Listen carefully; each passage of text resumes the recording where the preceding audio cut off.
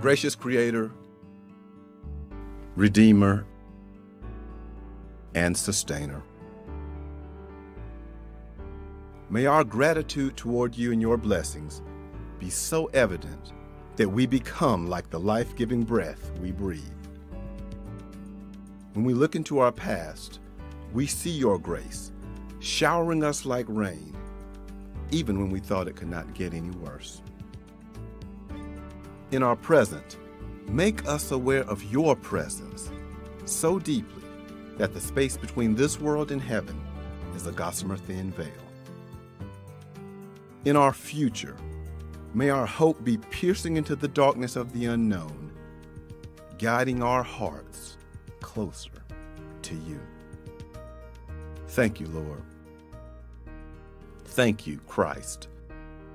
Thank you, Holy Spirit. Amen.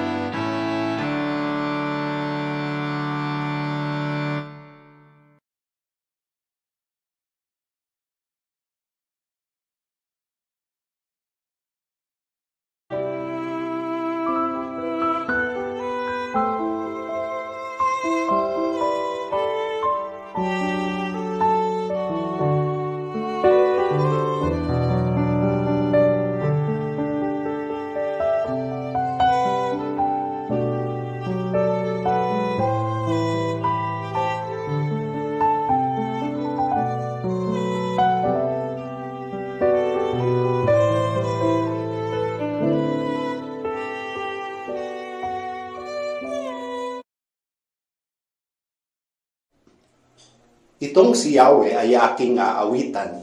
Sa kanyang kinamtang dakilang tagumpay, ang mga kabayo't kawal ng kaaway sa pusod ng dagat, lahat na tabunan. Si Yahweh ang aking kapangyarihan at kalakasan. Siya ang sa akin nagdulot ng kaligtasan. Siya'y aking Diyos na aking pupurihin, Diyos ng aking Ama, aking dadakilain. Siya'y isang mangdirigma, Yahweh ang kanyang pangalan. Mga karwahe kawal ni Faraon, sa dagat ay kanyang itinapon. Sa dagat na pula na ilibing, mga pinunong Ehipsyo na pawang magagaling. Sa malalim na dagat sila'y natabunan, tulad nila'y batong lumubog sa kailaliman. Ang kanang kamay mo, Yahweh, makapangyarihan, tinudurog nito ang mga kaaway. Sa dakila mong tagumpay, nilulupig ang kaaway. Sa matinding init ng iyong puot, para silang dayaming tinutupok. Nang hipan mo ang dagat, tubig ay tumaas. Parang pader na tumayo, kailalimay tumigas. Wika ng kaaway, Hahabulin ko sila tuhulihin, kayamanan nila'y aking sasamsamin, at sa tabak kong hawak sila'y lilipulin. Ngunit sa isang hinga mo, Yahweh, sila'y nangalunod. Parang tigang na malalim na tubig ay nagsilubog. Ikaw, Yahweh, sino sa mga Diyos ang iyong kagaya? Sa kabanalay dakila at kamanghamangha, sa mga himalay di napantayan, sa kababalaghan ay di matularan. Pagkatapos, kumuha ng tamburin si Miriam, ang babaeng propeta na kapatid ni Aaron. Tinugtog niya ito at nagsayawan ang mga babae na mayroon ding mga tamburin. Habang sila'y nagsasayaw, ganito ang inawit ni Miriam. Purihin si Yahweh sa kanyang dakilang tagumpay. Tinapon niya sa dagat ang mga karwahit at nagkasakay. Tayo pong lahat sa sinasampalatayanan. Sinasampalatayanan ko ang Diyos amang makapangyarihan sa lahat, lumalaan ng langit at lupa, at sa Jesucristo na anak na bugtong niya, Panginoon natin na sa iwaga ng Espiritu Santo, ay pinanganak ng Birheng Maria, nagdamdam ng hirap sa katulan ni Poncio Pilato, ipinako sa krus na matay at inilibing, sa ikatlong araw ay nabuhay sa mga patay, umakyat sa langit at umupo sa kanan ng Diyos amang makapangyarihan sa lahat. Doon magmumula at paririto upang hukuman ng nangabubuhay at nangamamaday. Sinasampalatayanan ko ang Espiritu Santo, ang banal na iglesyang laganap, ang pagkakaisa ng mga banal, ang kapatawaran sa mga kasalanan, ang muling pagkabuhay ng katawan at ng buhay na walang hanggan. Amen.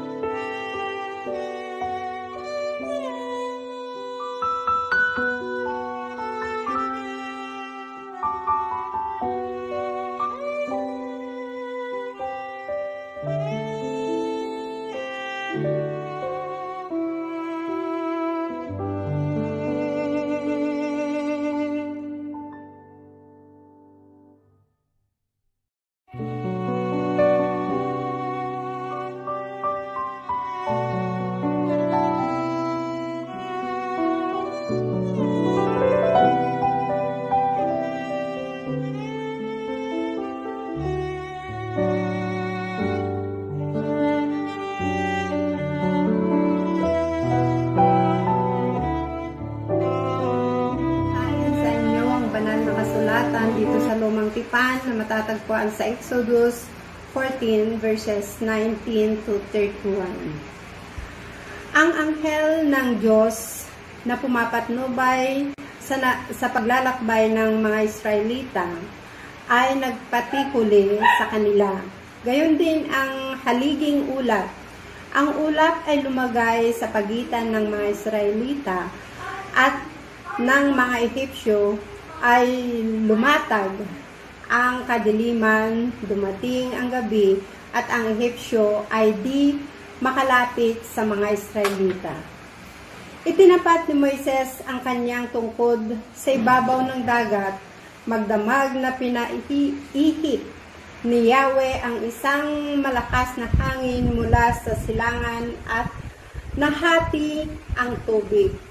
Ang mga Israelita ay bumagtas sa dagat na ang nilakaray tuyong lupa sa pagitan ng animoy pader na tubig. Hinabol sila ng mga Ehipsyo ng mga kawal, karwahe at kabayuhan ng Paraon. Nang magbukang liwayway na ang mga Ehipsyo'y ginulo ni Yahweh mula sa haliging apoy at ulap. Nalubog ang gulong ng mga karwahe at di na sila makatugis ng malalim. Kaya sinabi nila, umalis na tayo rito sapagkat si Yahweh ang kalaban natin.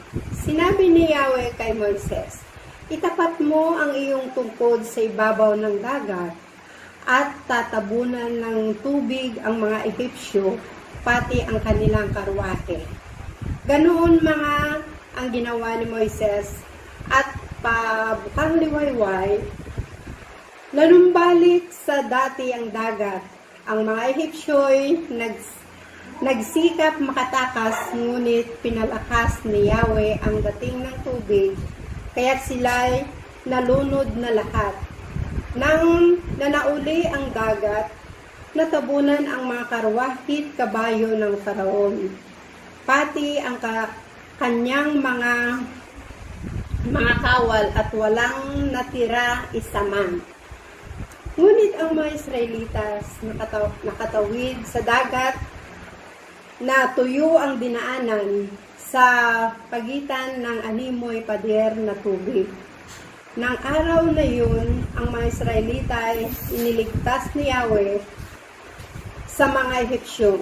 Nakita nila ang bangkay ng mga Ehipsyo nagkalat sa baybay dagat.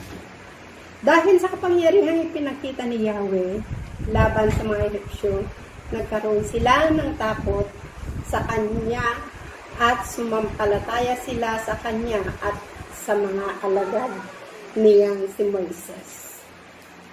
Ating ipagpatuloy sa bagong tipan sa Ebanghelyo na matatagpuan sa Mateo Kapitulo 18 verses 21 to 35.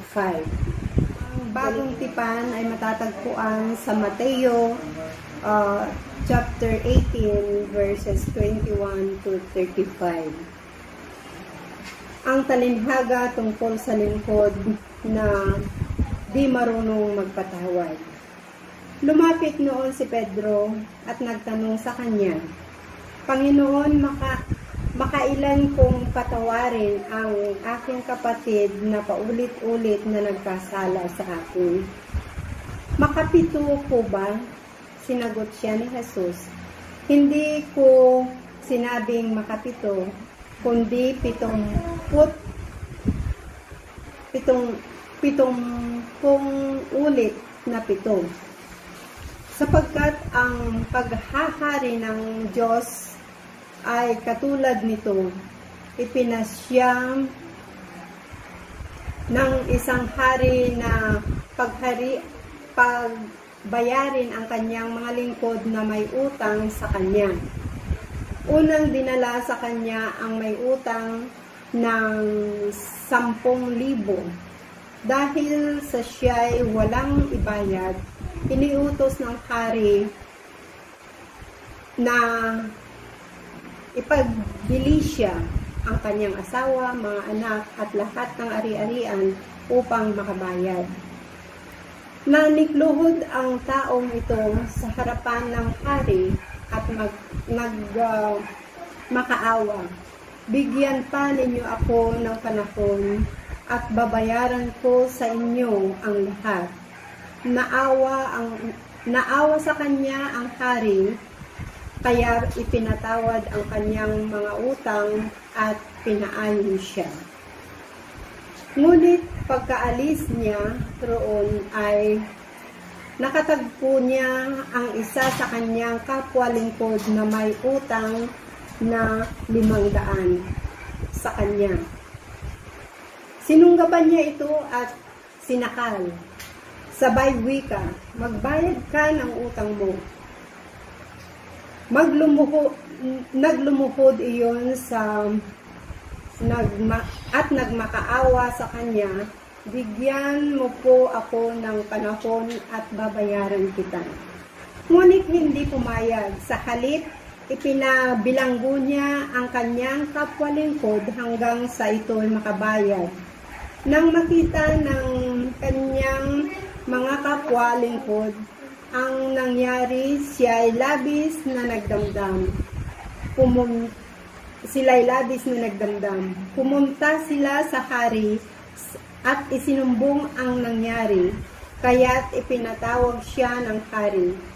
Ikaw, napakasama mo, sabi niya. Pinatawad kita sa utang mo sapagkat makaawa ka sa akin. Nahabag ako sa iyo, hindi ba dapat ka ring mahabag sa kapwa mo? At sa galit ng hari, siya ay ipinabilanggo hanggang sa mabayaran niya ang kanyang utang. Gayon din ang gagawin sa iyo ng aking amang nasa langit, kung hindi ninyo patatawarin ang inyong kapatid. Nawa ang Diyos ang siyang mag-bless sa atin sa ating pagkadinig ng kanyang mga banal na salita. Amen.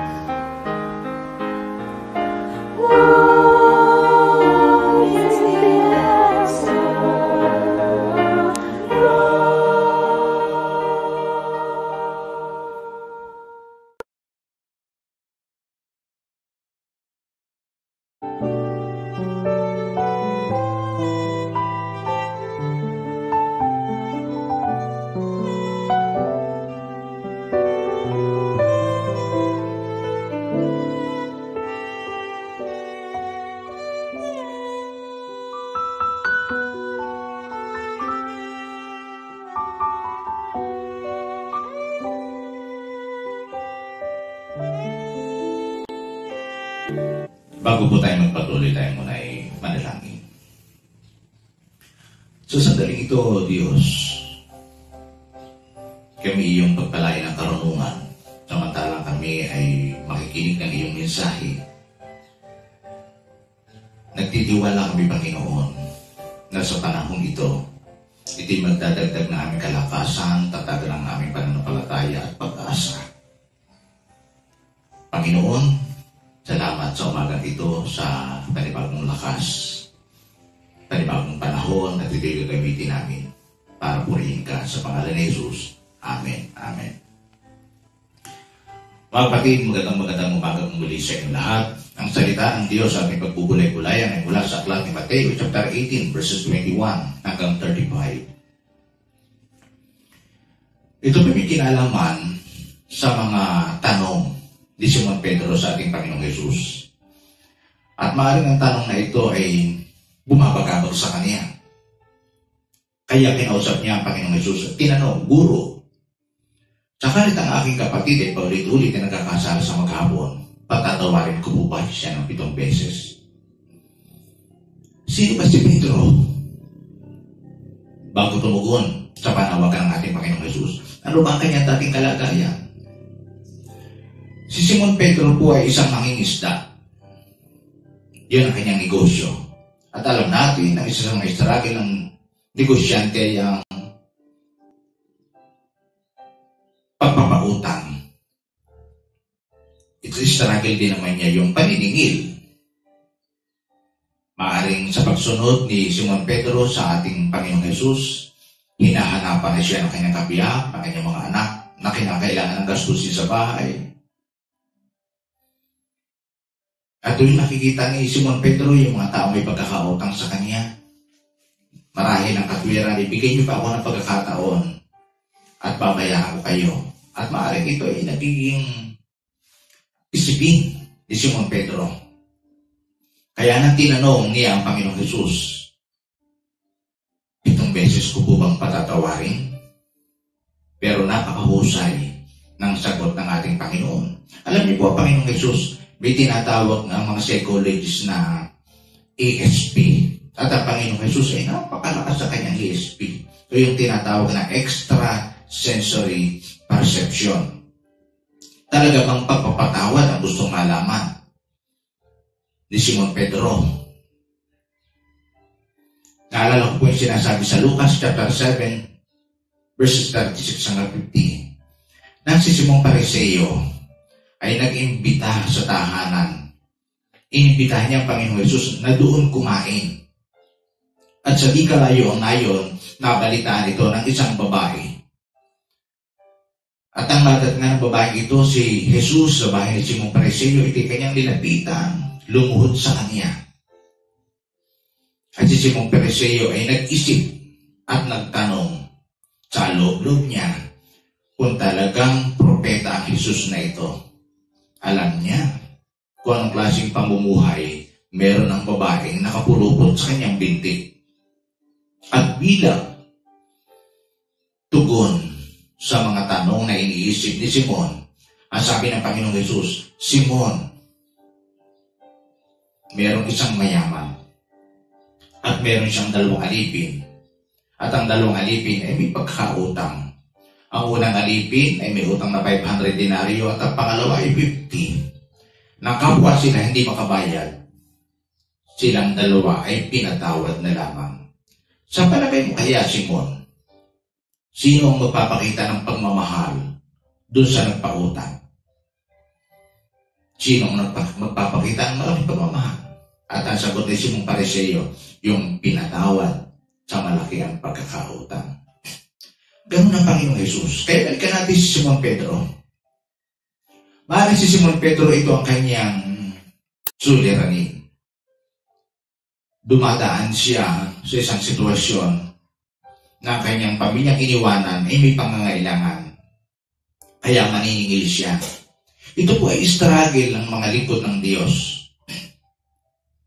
Lahat na lamang yata ng taong gustong maglingkod, magpastor. Bago umalis ng tahanan, gustong isecure ang pangangailangan ng kanyang ina, ng kanyang mga kapatid, ng kanyang mga anak. Siguro sinasabi ko, bago ako magpastor, kinakailangan kumpleto ang pag-tuition ng aking anak. Bago ako magpastor, kinakailangan may bahay na kami, kinakailangan meron kami. Lahat yung kinakailangan. Pero hindi ganun eh. Kapag tinawagan ka ng Panginoong Jesus at sumunod ka sa Kanya, meron siyang patutunayan sa iyo, meron siyang babaguhin sa iyo. At ito po ang ginawa ni Simon Pedro na sumunod. At ito nga ang tanong niya, talaga bang pagpapatawad sa kasalanan ang gustong malaman ni Simon Pedro? At ang Panginoong Jesus ay nagbigay ng talinghaga at kanyang sinasabi, ganito ang paghahari ng Diyos. Nagpasya ang mayaman na ang lahat niyang alipin ay singilin sa pagkakautang. Unang ipinatawag ang aliping may malaking pagkakautang at siningil ang utang na halagang 10 milyon. Ang sabi ng unang alipin, bigay niyo pa po ako ng pagkakataon at babayaran ko kayo. So madaling salita, nagpasya yung employer na wag na, kalimutan mo na lang, pinatatawad na kita. At ang nasabing alipin ay umuwi sa daan, nakasalubong niya kanyang kapwa alipin na may pagkakautang na 500. Sa madaling salita, nang hindi makabayad ang may utang sa kanya ng 500, ito kanyang binugbog, sinakal at ipinabilanggo hanggang sa makabayad sa pagkakautang. At nabalitaan po ito ng mga alipin at nagkaisa sila.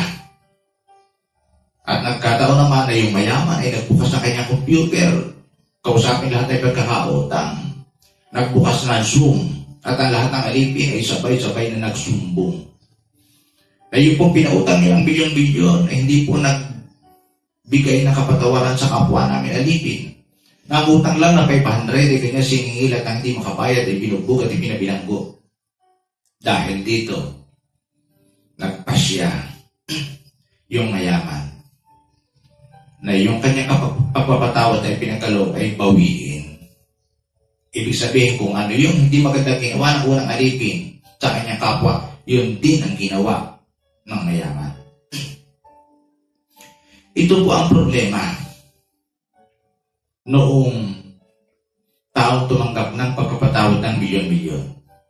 Hindi na-transform ang kanyang ugali. Hindi na-transform ang kanyang isip. Kaya ang sagot ng Panginoong Hesus ay tuwirang tumugon sa kalagayan ni Simon. Siguro si Simon Pedro, ang laki ng kanyang pautang, milyon-milyon. At nababasa niya ang isip ni Simon Pedro. Pwede bang hindi niya mabasa ang isip ni Simon Pedro? Eh matagal na siya kasama ng ating Panginoong Hesus. Di ba ganun tayo? Yung taong matagal na natin kasama sa ating tahanan ay kilala na natin. Alam natin hindi pa siya nagsasalita. Alam natin kung siya may pangangailangan. Tingin pa lang sa atin, alam na natin kung anong kailangan ng ating mga anak. Kaya nung nagtanong si Simon Pedro, alam ni Jesus ang pangangailangan ni Simon. At ito ang sagot niya. May kinalaman sa pagpapatawad at pagpapautang. Ito po ang ipinakita ng ating Panginoong Hesus. Naalala ko po si Joseph the Dreamer. Mula sa pagkabata, dumanas siya ng kaapihan sa kanyang mga kapatid. Pinagkaisahan siya, inilayo siya sa presensya ng kanyang ama at ina. Ipinagbili na pagbintangang nagtangkang mga rape na bilanggo. Pero alam niyo po ang ginawa ni Joseph the Dreamer? Siya'y nagpatawad. Kinalimutan niya ang lahat. ang ginawa ni Joseph the Dreamer. Nung nakita niya kanyang mga kapatid, ang sabi niya, ipanatag niyo na inyong kalooban, huwag kayong mag-alala. Hindi ko kayo paghihigantihan. Hindi naghiganti si Joseph the Dreamer sa kapihan ng kanyang sinabi. Sa halip ang inisip ni Joseph the Dreamer, ipinadala talaga ako ng Diyos dito sa Egypto para kayong mga kapatid ko'y iligtas sa gutom. Gano'n sa atin ang nakaranas ng masamang pangyayari at di kalaunan ay kanya pa itong ipinagpasalamat. Ako po'y nagpapasalamat at napadpad po ako ng Cavite. Naging yung pabor ng Diyos ay pinaranas niya sa akin. Si Joseph the Dreamer, hindi niya hinanap si Potifar at ang kanyang asawa na nagpabilanggo sa kanya nung siya'y maging gobernador na ng Egypto. Hindi siya nagiganti. Mas pinili ni Joseph the Dreamer magpatawad. Isang kasabihan mula kay Gandhi ang ganitong wika. Sabi niya, the weak can never forgive. Forgiveness is the attribute of a strong. Kinakailangan nating maging malakas sa pagpapatawad. Tatlong kaisipan ang iniiwan sa mga taong nasaktan ng damdamin. Una, hindi nangangahulugan na porket nagpatawad ka, mawawala na yung sakit ng iyong kalooban. Sa halip, isipin mo nilang ito na isang aral na hindi mo natutunan sa 4 na sulok ng inyong paaralan o hindi mo natutunan sa kurso mong kinuha. Pangalawang kaisipan, hindi mo malilimutan at ituring mo itong aral sa buhay. Ituring mo itong pagtutuwi. Kung mayroong makapagbibigay ng lunas sa damdaming nasaktan, ay hindi udyok ng ibang tao, kundi tamang panahon at ang panghuli. Pag-aralan mo kung paano ito babaliwalain, palampasin at humarap sa panibago, sa gayon, magiging maingat ka na sa susunod mong hakbang. Meron po akong dating kaibigan na ngayon ay kakilala ko na lamang. Gumawa ng hindi maganda sa akin, pero pinatawad ko na. Sabi ko nga, pero hindi na nga ulit pinatawad mo, wala na ang sakit, naroon pa rin yung pain. At sa pamagitan ng pain na ito, merong itinuturo ang Diyos sa atin, ang magpatawad. Tayong lahat ay tumanggap ng pagpapatawad mula sa ating Diyos. Si Jesus ay nag-iwan ng babala. Sabi sa verse 35, gayon din ang gagawin sa inyo ng aking Ama na nasa langit kung hindi niyo taos-pusong patatawarin ang inyong mga kapatid na nagkasala sa inyo. Wiwitruhin, babawiin yung kapatawaran na ipinagalot sa atin. Naalala ko po yung aking kapatid na mas nakababata sa akin. Siya po'y napaslang. At nang unang gabi ng kanyang lamay, magkahawak po kami ng kamay ng aking ina. At sa aking pagsasalitaan, sabi ko sa kapulungan, yun pong pumaslang sa aming kapatid ay amin ang pinatatawad. At yung pagkakahawak ng kamay sa akin ng aking ina, ramdam ko ang katal ng buong katawan. Kinakailangang magpatawad. Lahat tayo ay pare-parehong haharap sa Diyos. Tulad ng lingkod na pinatawad ng 10 milyon, ano ang hindi niya naranasan nung tumanggap siya ng pagpapatawad? Transformation. Siningil siya o siningil niya at ipinabilang ko may utang ng 500. Huwag nating sundan ang desisyon ng taong ito. nasa sa atin ang pagkakataon. Kung patatawarin natin yung taong may pagkakasala sa atin, ganap tayong magiging malaya. Si Joseph the Dreamer, nung pinatawad lahat ang mga kapatid, pinatawad yung nagchismis sa kanya, pinatawad yung nagpabilanggo sa kanya,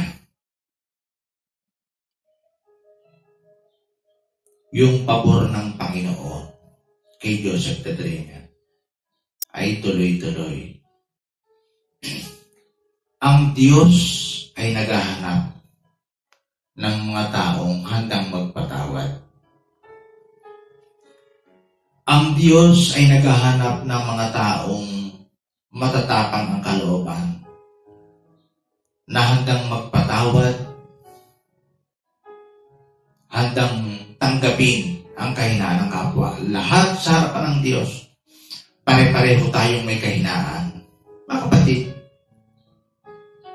totoo, pagpapatawad lang sa ating kapwa ang solusyon para tayo pare-parehong lumaya sa pagkakabilanggo.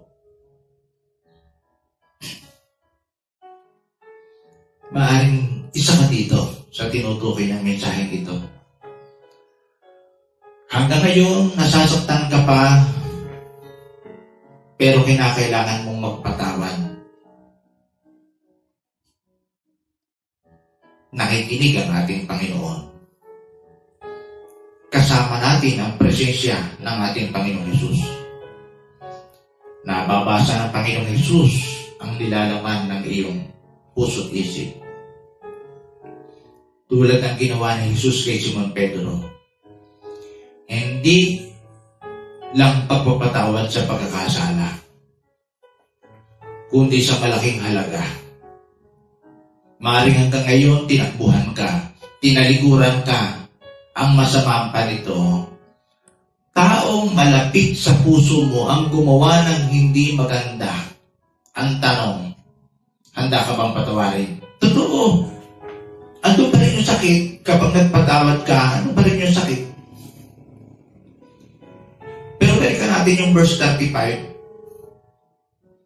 Ang pagpapatawad ay hindi optional. Ang pagpapatawad ay mandatory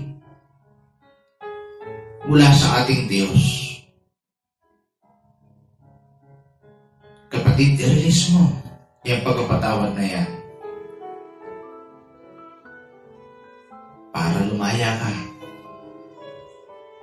Ang Diyos ay nag-iintay para abutin ang dalawang mong kamay.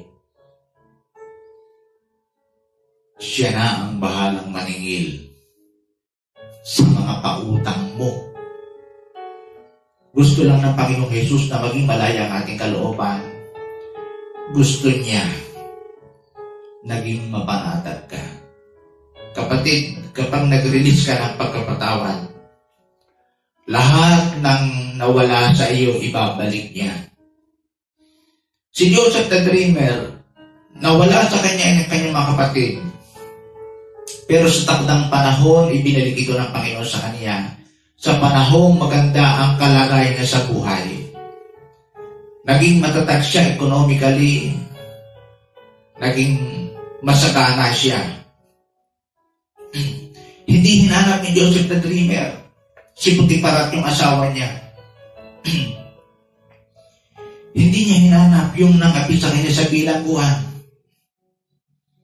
kundi yung takdang panahon ay dumating sa buhay ni Joseph the Dreamer na magkaroon sila ng reunion buong pamilya. Alam niyo mga kapatid, pagpapatawad lang. Ang Panginoong Hesus, yan ang mensahe. Kung gusto mong maibalik sa iyo ang mga nawala, magpatawad ka. Yung kalugihan sa iyo, ibabalik yan sa iyo ng Panginoon. Magpatawad ka. Palampasin mo ng lahat yan. The greatest victory is not winning against people, but winning Mga kapatid, katotohanan na kung gagawin natin ito,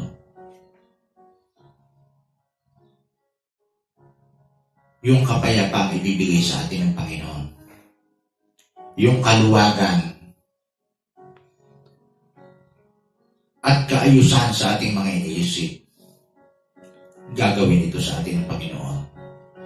Kapag tayo nag-release ng pagkapatawad, yung joy ibibigay sa atin ng Panginoon, magiging malaya tayo. Balikan natin yung babala sa 35. Hindi natin gusto na yung pagkapatawad ay binigay sa atin ng Diyos ay kanyang i-withdraw.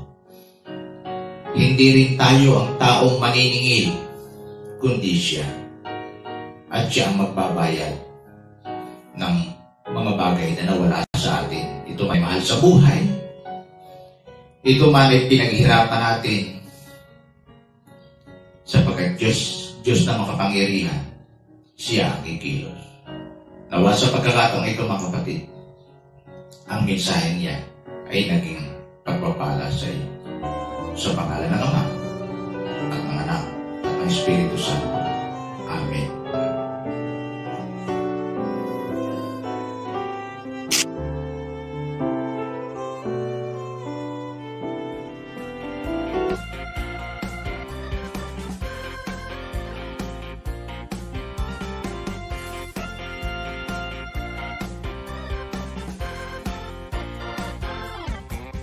Magbigay tayo sa Panginoon, magbigay tayo sa Diyos.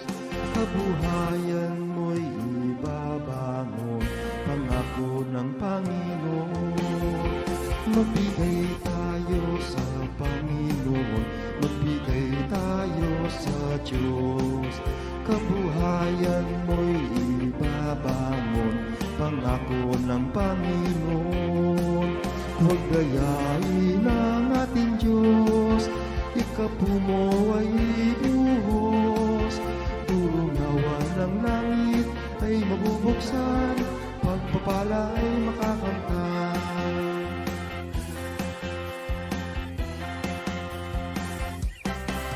Ikasampung bahagi lang ang hinihingi ng Diyos. Buong puso mong ihahandog, sa Diyos ay nakakalugod.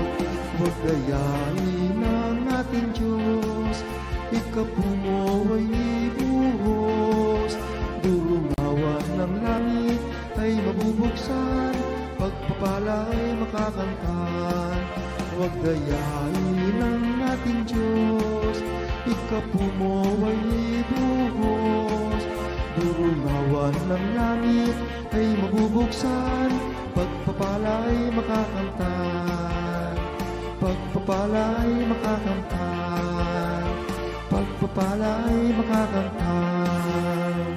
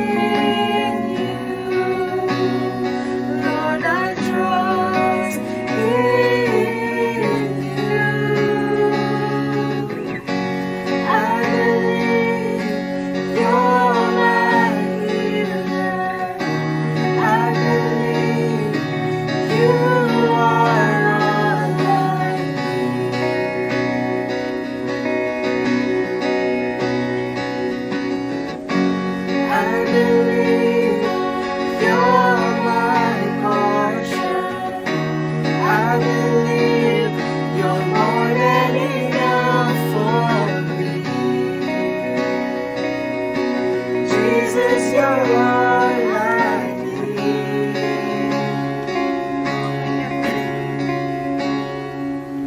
You hold my hand and hold me. You calm my raging seas. You walk with me through fire and heal all my disease. I trust in you, Lord. I trust in you. I believe you're my healer. I believe you are all I need. I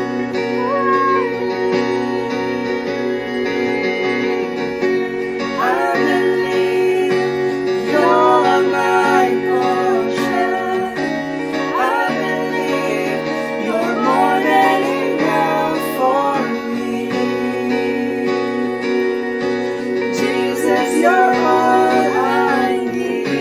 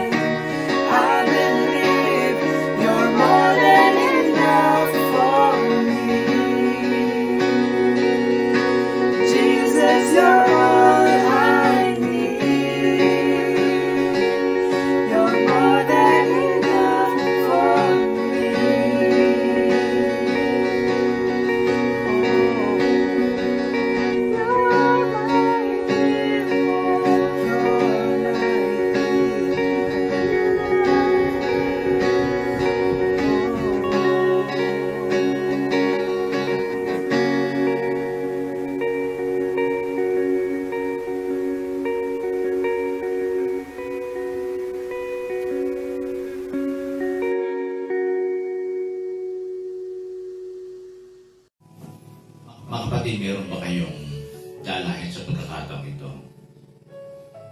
Ano man iyong kahilingan sa panalangin, ang Diyos ay makikinig sa iyo.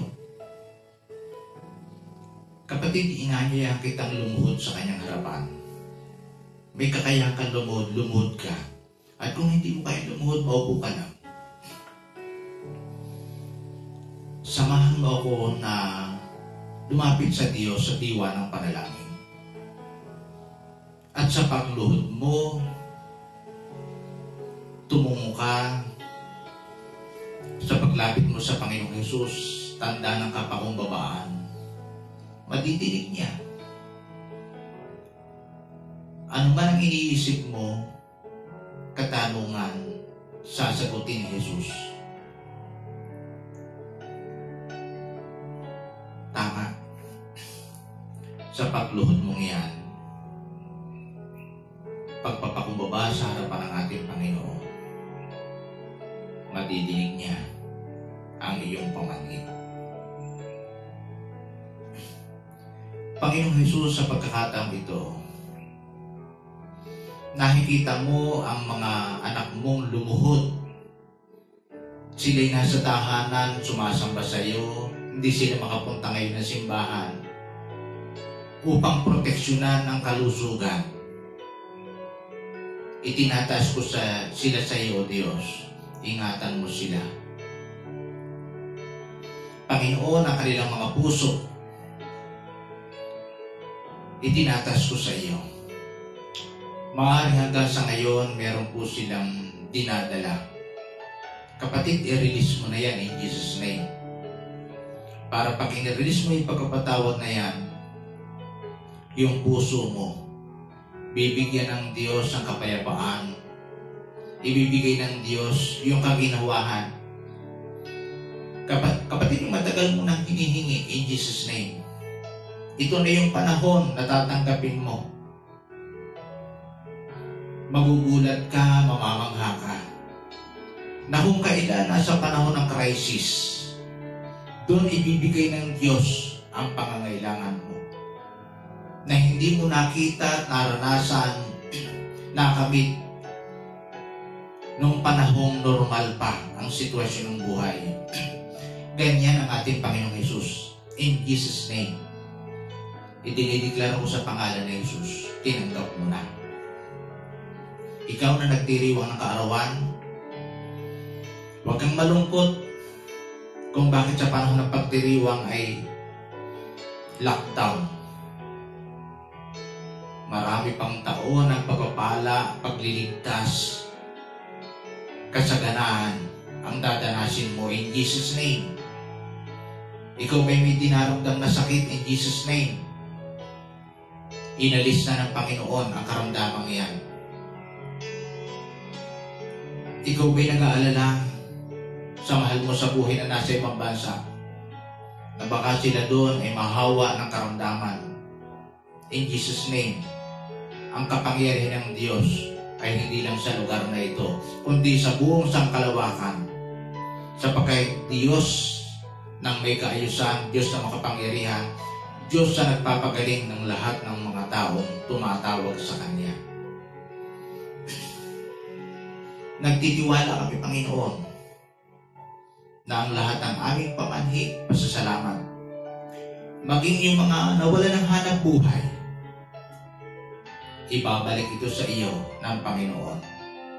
Meron lang siyang binabago, meron lang siyang itinuturo sa buhay ng bawat isa sa atin.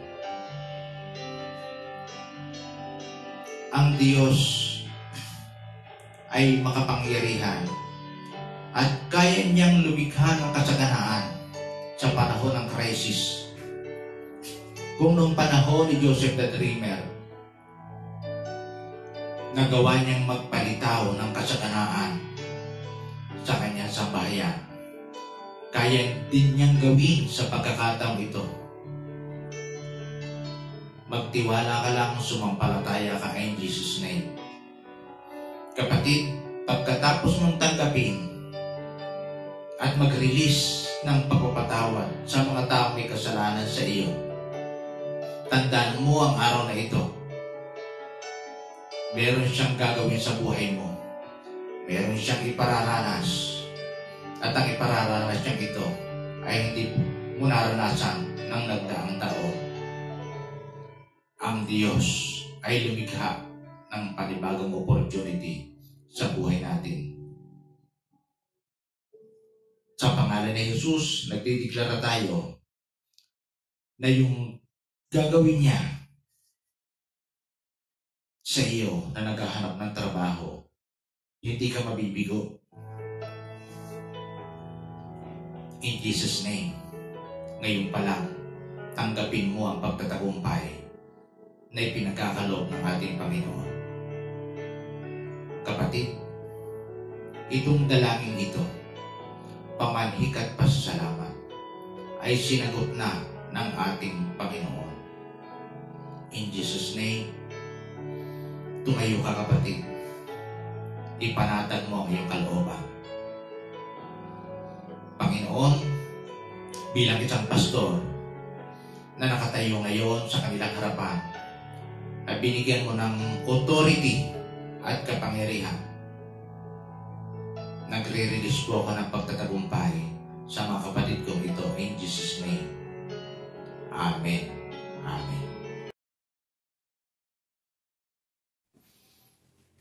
pagkatapos nating mapakinggan ang mensahe ng ating Panginoon,